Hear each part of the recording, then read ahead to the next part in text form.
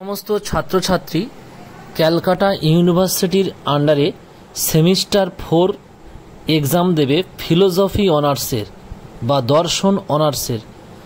যাদের ফিলোসফি অনার্সের SEC paper human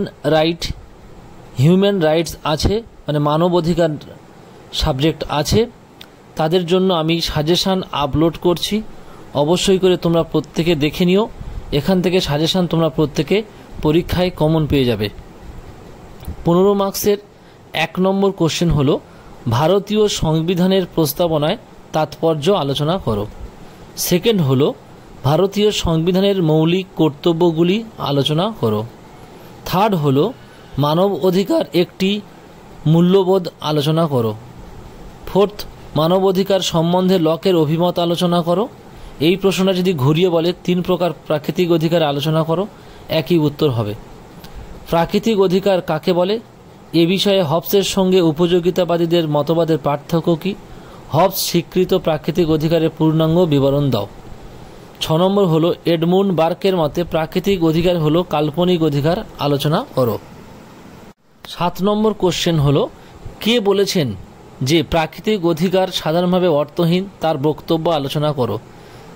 Jeremy Bentham. যদি জেরেমি বেনথামের নাম দিয়ে দেয় তাহলে একই অ্যান্সার হবে। প্রাকৃতিক অধিকার হলো আত্মকেন্দ্রিক মানুষের অধিকার, কার্ল মার্কসের মত অনুযায়ী ব্যাখ্যা করো। 9 নম্বর কোশ্চেন হলো প্রাকৃতিক অধিকার পুনর্বর্ণন টমাস পেইনের মত অনুযায়ী ব্যাখ্যা করো। আমি এই যে 15 নম্বর সাজেশনগুলো বললাম, তোমরা এইগুলো পড়লে তাহলে দেখবে প্রত্যেকে কিন্তু হিউম্যান রাইটসে 15 মার্কসের সাজেশনে কমন পেয়ে যাবে। এবার আসছি আমি নম্বর 5 সাজেশন। 1 নম্বর মানব অধিকারের পরিধি ও তাৎপর্য আলোচনা করো। 2 নম্বর মানব অধিকার ও মৌলিক অধিকারের মধ্যে পার্থক্য আলোচনা করো।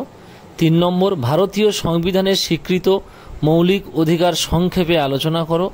4 নম্বর সংবিধানের প্রতিকারের অধিকার বলতে কী বোঝো।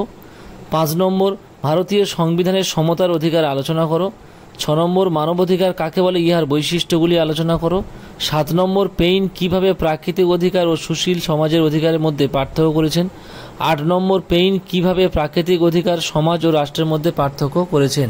9 নম্বর হবসের অনুসরণে আত্মরক্ষার অধিকার আলোচনা করো। 10 নম্বর ফেইন বার্গের যথার্থ দাবি বলতে কী বুঝিয়েছেন। 11 নম্বর লক স্বীকৃত 3টি মানবাধিকার কী কী।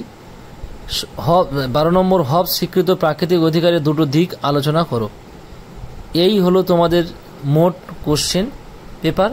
এই কোশ্চেনগুলো পড়লে তোমরা কমন পেয়ে যাবে। আর অবশ্যই করে আমার চ্যানেলে তোমরা সাবস্ক্রাইব করে রাখবে। আর যদি এই প্রশ্ন সম্পর্কে কোনো কিছু জানার থাকে তাহলে অবশ্যই করে তোমরা কমেন্টস করবে।